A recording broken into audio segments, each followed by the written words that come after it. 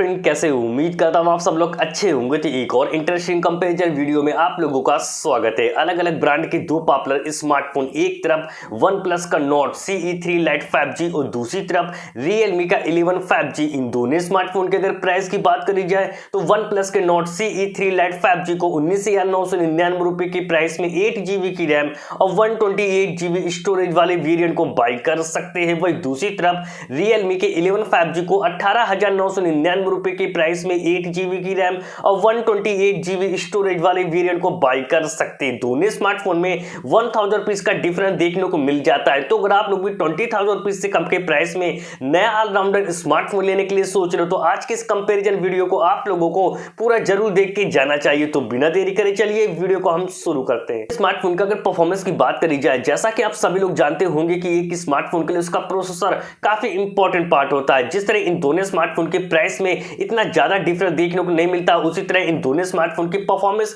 और gaming performance में भी इतना ज्यादा डिफरेंस देखने को नहीं मिलता है। क्योंकि एक तरफ OnePlus के Nord CE3 Lite 5G में Qualcomm Snapdragon 695 का प्रोसेसर देखने को मिल जाता है, वही दूसरी तरफ Realme के 11 5G में MediaTek का Dimensity 6100 प्लस का प्रोसेसर देखने को मिल जाता है। इन दोनों स्मार्टफोन के अगर अंततः स्कोर की बात करी जाए तो एक तरफ Realme के 11 5G का जो अंततः स्कोर निकल के आता है 4,28,000 निकल के आता है, वही दूसरी तरफ OnePlus के Nord CE3 Lite 5G का जो अंततः स्कोर निकल के आता है 4,08,000 निकल के आता है। अगर आप लोग भी इन दोनों में से किसी स्मार्टफोन को खासकर गेमिंग के लिए लेने के लिए सोच रहे हो तो इन दोनों स्मार्टफोन के GFX स्कोर यानी गेमिंग स्कोर को जानना बहुत ज्यादा जरूरी है। जब इन दोनों स्मार्टफोन में 30 मिनट तक गेम को प्ले किया गया तो OnePlus के Nord CE3 Lite 5G का जो गेमिंग स्कोर निकल के आता है वो 2600 निकल के आता है, वही दूसरी तरफ Realme के 11 5G का जो गेमिंग स्कोर निकल के आता है वो 2500 निकल के आता है। तो एक बात तो क्लियर होगी, इन दोनों स्मार्टफोन के जिस तरह प्राइस में डिफरेंस देखने को नहीं मिलता, अंततः स्कोर में इतना ज्यादा डिफरेंस देखने को नहीं मिलता, उसी तरह इन दोनों स्मार्टफोन के रियल लाइफ के गेमिंग परफॉर्मेंस में भी इतना ज्यादा डिफरेंस देखने को नहीं मिलता। दोनों स्मार्टफोन का अगर डिस्प्ले सेगमेंट की बात करी जाए, जिस तरह इन दोनों स्मार्टफोन की गेमिंग परफॉर्मेंस में इतना ज्यादा डिफरेंस देखने को नहीं मिलता, उसी तरह इन दोनों स्मार्टफोन के डिस्प्ले के साइज और डिस्प्ले की क्वालिटी में भी कोई डिफरेंस देखने को नहीं मिलता है। क्योंकि एक तरफ Realme के 11 5G में भी 6.72 इंच की full HD plus IPS display देखने को मिल जाती है। डिस्प्ले की अच्छी स्मूथनेस के लिए 120 हर्ट्ज रिफ्रेश रेट का सपोर्ट देखने को मिल जाता है, वही दूसरी तरफ OnePlus के Nord CE3 Lite 5G में भी 6.72 इंच की full HD plus IPS display देखने को मिल जाती है और डिस्प्ले की अच्छी स्मूथनेस के लिए 120 हर्ट्ज रिफ्रेश रेट का सपोर्ट देखने को मिल जाता है। दोनों स्मार्टफोन का अगर कैमरा सेगमेंट की बात करी जाए, वैसे तो इन दोनों स्मार्टफोन में एक जैसा मेगापिक्सल वाला प्राइमरी कैमरा देखने को मिल जाता है, फिर भी कैमरे के मामले में थोड़ा बेटर हो जाता है OnePlus का Nord CE3 Lite 5G। उसकी एक वजह है कि आप लोगों को OnePlus के Nord CE3 Lite 5G में थोड़ा कम अपर्चर वाला कैमरा सेटअप देखने को मिल जाता है। 108 मेगापिक्सल का मेन प्राइमरी कैमरा मिलता है, जिसका अपर्चर f1.7 अपर्चर देखने को मिल जाता है। बाकी के दो कैमरे 2+2 मेगापिक्सल के मिल जाते हैं विद LED फ्लैश लाइट के साथ।